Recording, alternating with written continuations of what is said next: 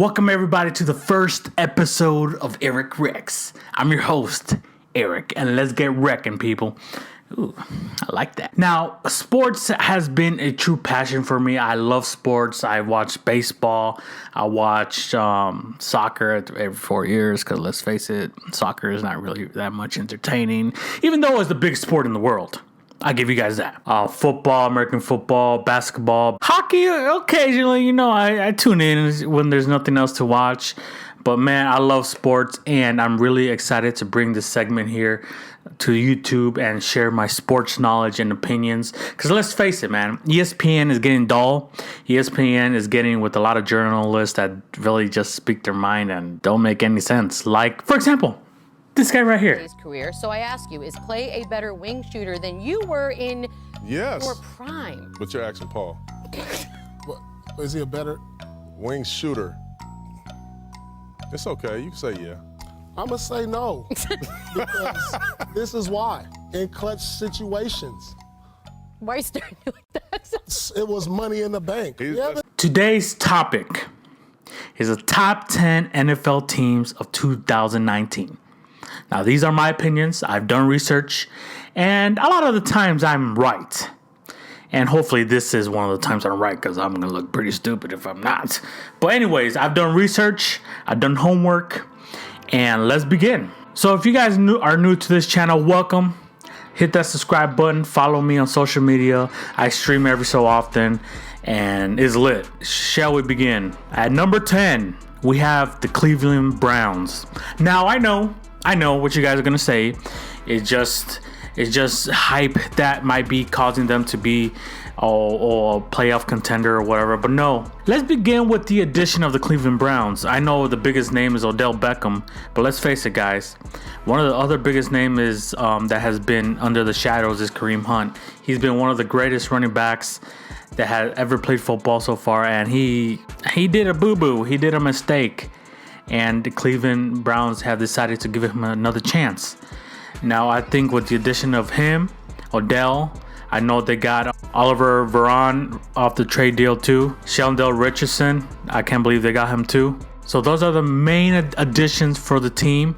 I also know they have the 10th easiest schedule coming up this season. Their offensive line is ranked 20th. Their defense is ranked 18th. I know the O-line is a bit concerning, but with the addition of Odell, it should open up the field a little bit more, giving time for Baker Mayfield to throw the ball, make some plays out there. All right, now on paper, this is a championship team. I don't care what nobody says. This team is a championship team on paper. Another concern I have about them is that locker room is filled with a lot of personalities. By personalities, I mean a bunch of egos. And a bunch of egos in the locker room don't work great together. And I know Cleveland has one of the biggest expectations coming up this season. Now, some concerns that I have for this team is Kareem Hunt and Chubb. Could they share the rock together? And same thing, Odell and Landry. Are they going to be complaining who has the most catches, or are they getting the ball enough? I believe they'll make playoffs. That's why I have them at number 10. And number 9 is the Green Bay Packers. March nemesis. Dad and my brother from the Bears, Amos, and a new coach. That's really much it. They didn't really make much noise in the offseason. They do have the 14th toughest schedule. However, their O-line is not that bad. It is ranked 8th in the league. Their defense is now ranked 11th in the league. Concerns about this team is Aaron Rodgers and the new coach. Could they get together and come up with a game plan? And the other real question is, do they have enough offensive power? To be quite honest, I don't think the Packers have enough offensive power. They only have Devonta Adams and Jimmy Graham. That's about it. So those are like my concerns about the Packers. Hopefully they don't make the playoffs, because bear down, homie. Bear down. At number 8, we have the Colts. They added Donta Freeman, Devin Funchess, Spencer Ware. They have the 7th toughest schedule. They have the 5th best offensive line, 13th ranked defense. And I think they're going to do a pretty decent job. I mean, even though they have the 7th toughest schedule, look what happened last year. Last year, the Colts started 0-5, and they came back and turned it around like nothing. and I do think they will do the same thing this year. The only concerns about the Colts I have is the Colts secondary depth, especially at safety. But it's not really that of concern that raises a red flag and say, oh, the season's over. At number 7, we have my Chicago Bears. Now, I know I wanted it to be number 1, 2, but deep down inside, I got a feeling they're probably going to let me down, and I don't want that to happen. I don't want them to rank them super high and then I'm breaking my heart. But at number 7, we have the Chicago Bears. My Chicago Bears. They added great pieces this offseason by Mike Davis, Cordell Patterson, Clinton Dix. They basically, the Bears and the Packers traded like, we get Dix and you guys get Amos, but whatever. We finally got a kicker. Hopefully he's promising. I don't want it to happen like last time because that was a heartbreaker, man.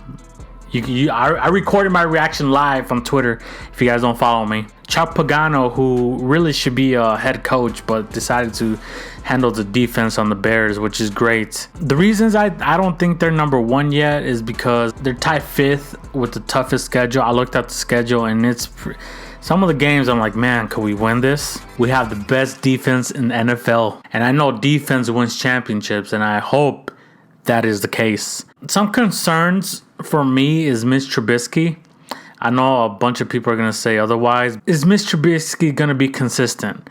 Last year, the defense carried this team. And there's some games where Mitch Trubisky threw like 5 touchdowns or something crazy like that. And it was all offense, but the offense wasn't really consistent much. I know numbers say otherwise, but I truly believe like the defense carried this team with like a bunch of touchdowns that they did. I don't know the exact number. I didn't write down. I guess for the next time I should write some of this down. Could our kicker make some kicks, man? Could our kicker make some field goals? Find out next. But that's my concern about the Chicago Bears is could the offense actually click? Because if it is, watch out NFL. We're winning Super Bowl. At number 6, we have the Chargers. They added a lot of players. I checked their transactions and basically who didn't they add basically?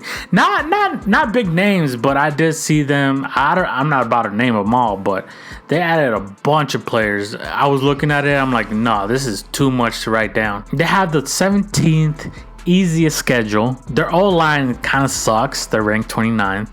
They have the 4th best defense. Concerns, obviously, the O-line. The group's under quarterback pressure of 30.8% of dropbacks, which is 25th in the league. And Melvin Gordon's on injury reserve, as always. You never know with this guy, but that doesn't mean they're not that great. They still got a pretty good running backs there. And nowadays, as Jerry Jones says, running backs are irrelevant. Number 5, the Saints. They added Rashard Matthews, Javorius Allen, I can't even say his name, Jared Cook, and Latavius Murray. They have the 11th easiest schedule, y'all. 7th best O-line, and 20th defense, which is not great, but it's not bad either. Concerns, obviously, defense. Aside from Lattimore and Williams, it's difficult to rely on the Saints' pass defense like these last 3 years or something. Apple may put a great effort since his contract is expiring, but you can't rely on that, man. He's just one guy. It takes a team effort. Plus, he's pretty inconsistent. At number 4, the Chiefs. Additions, Carlos Hyde and Tyrann Mathieu. I think I said it right. They have the 5th toughest schedule, tied with the Chicago Bears. Their offense is ranked 17th. Their defense, bro. Their defense, they need a lot of work on defense, dude. They're ranked 25th. They lost 4 noticeable players on defense, with that being Steven Nelson, D. Ford, Justin Houston, and Eric Berry. Basically, the only concerns I have for this team is the defense. Offensively, they're gonna do great. Another concern is Tyreek Hill. I know charges have been dropped or whatever, or they have been dismissed. Like, dude, he's one of the best receivers in the game right now, and it will suck if midway through the season. I don't want what happened to Kareem Hunt to happen to Tyreek Hill midway through the season. He's out. And that's really concerning, man. They might look at this and investigate it more and be like, nah, bro, you out. and there goes the there goes that offense, to be honest. And number 3, the Rams. They added not decent names past the prime, to be honest. They added Clay Matthews, Bortles, and Weedle. Past their prime, they're just trying to get their money, I guess. The reason I ranked the Rams so high is because they have the 3rd easiest schedule. They have the 13th best offensive line. How the defense is not great, but not bad, ranked 21st. Only concerns is the offensive line. They have 3 rookies now. Todd Gurley, could Todd Gurley's knees handle the season? If not, I think they'll still be okay. As you could tell with CJ Anderson took over once he got injured. He did great, man. Fantasy-wise too, man. I'm glad I picked him up. On defense, they only have like Aaron Donald. That's basically it. And Eric Weedle, Talib, and Clay Matthews are getting up there on age. And the reason I have them ranked is because of their schedule. Super easy schedule, man. Number 2, the Patriots. I have them ranked so high because of this. They added Cameron Meredith, DeMarcus Thomas, Ben Watson. They have the 2nd easiest schedule. Sometimes makes me wonder, is the NFL really rigged here? Why would they give the Patriots the 2nd easiest schedule, man? Like, why? It's like they want him, Tom Brady and Bill Belichick, to get another ring. They also have the 6th best offensive line. They have the 6th best defense. Patriots acquired defensive end Michael Bennett. The Patriots, dude, they have an incredible depth. They have incredible depth at safety and cornerback. And, dude, it's just not fair. They're going to make playoffs easily. If not, they're going to go to the Super Bowl. If not, they're going to go to the AFC Championship. Guarantee. The only reason they don't, if it's Tom Brady gets injured or something hits the fan, everything blows the fan, or if this is Tom Brady's year where he starts to digress just like Peyton Manning did on his last year. And concerns, really, I see nobody. Tom Brady never gets injured because he has a great offensive line and he throws the ball so quick, like at least 2 seconds it takes him. Dude, this guy don't look 40-something years old, man. He looks like he's in his late 30s. And finally, at number 1, the Philadelphia Eagles. They added Deshaun Jackson, Malik Jackson, Jordan Howard, my boy. Man, Eagles getting all the bears. They have the 7th easiest schedule, the best offensive line in football. Only concerns are for this team is the quarterback. Could Wentz stay healthy? Nick Foles is gone. He ain't gonna save you no more. Their backup is this guy named Nate Sedfield. Who? They're ranked 19th best defense in the league. The Philadelphia front 7 took a big hit this the offseason. They traded away Michael Bennett. He finished 2nd in the team in sacks with 9. Also, Jordan Hicks, he signed with the Cardinals. But I do believe the Eagles have the best chance to win the Super Bowl. Now, that's not my team to win the Super Bowl. These are my top 10 ranked teams of the NFL. Leave down in the comments below if your team was missed and why you think your team should have been in this list. Now, I'll be making fantasy football picks, who to pick, who not to pick. That's going to be a great topic. It's going to be great because I'm going to give you advice. Why you should take my advice? Well, let's put it this way. I went undefeated last year and won the championship in one league and 2nd place. And the only reason I won 2nd place in the other league is because my players didn't perform. It happens. I'm pretty knowledgeable and I'm going to be able to help you guys out. If you guys are interested, leave a like. And until then, we'll see you next one. I hope you guys enjoyed this segment on my sports session with Eric Rex. Feels good that NFL's back, baby. Leave a thumbs up and subscribe. See you guys then. Peace.